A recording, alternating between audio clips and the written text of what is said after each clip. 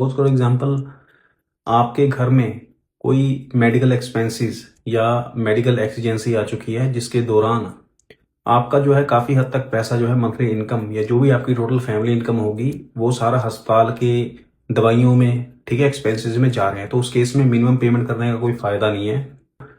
वो medical exigency अगर आपको आई है तो ऑब्वियस ही बात है वो क्रेडिट कार्ड भी आपने उसी एक्सीजेंसी में यूज़ करा होगा। तो अभी आपको फ्यूचर का भी नहीं पता कि आगे आपका कितना एक्सपेंसेस हॉस्पिटल में होना है।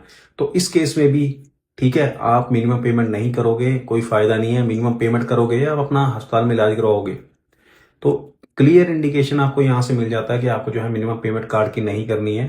आगे जाके हालात सही हो गए तो फुल का फुल पेमेंट कर देना या सेटलमेंट कर लेना।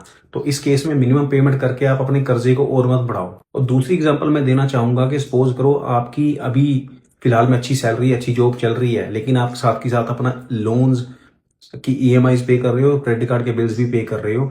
तो एकदम से अगर आपकी जॉब चली जाती है या आपकी सैलरी जो है वो आप जॉब शिफ्ट करते हो या कोई भी कारण ऐसा होता है कि जो आपका मंथली इनकम है, चाहे वो आपकी चाहे वो फैमिली की है, वो या तो कम हो चुकी है या बिल्कुल ही बंद हो चुकी है। कई बार क्या होता है कि जैसे कोरोना में काफ़ी सारे लोगों की जॉब्स चली गई थी या कंपनी खुद ही निकाल देती है, ठीक है, तो या कंपनी बंद हो जाती है और आपकी जॉब चली जाती है और इन द मीन टाइम आपको 5-6 महीने या 2-3 महीने लगते हैं नई जॉब के लिए। तो उस केस में भी आप मिनिमम पेमेंट करना, ये कोई सियाणप वाली बात नहीं है, डिसीजन सही नहीं रहेगा। आप उस टाइम पे जो है मिनिमम पेमेंट मत करो, क्योंकि आपको पता ही नहीं है कि नेक्स्ट जॉब आपको कब मिलेगी या उतनी पे वाली जॉब आपको मिल पाएगी कि नहीं। तो उस केस में भी आपको जो है मिनिमम पेमेंट बिल्कुल भी नहीं करना है।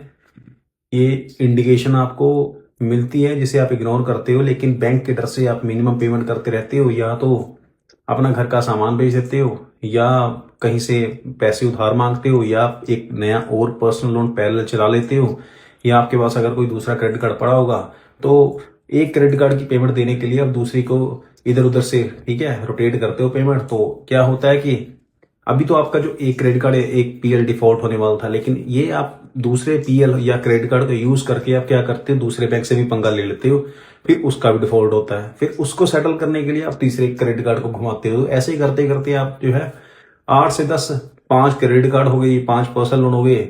जो पहले 5 लाख का था, फिर कहीं से आपने 1 लाख रुपए का लिया, फिर आपने 50,000 का लोन लिया, वो सारा का सारा पैसा आपने जो ईएमआई या क्रेडिट कार्ड की मिनिमम पेमेंट में डाल दिया।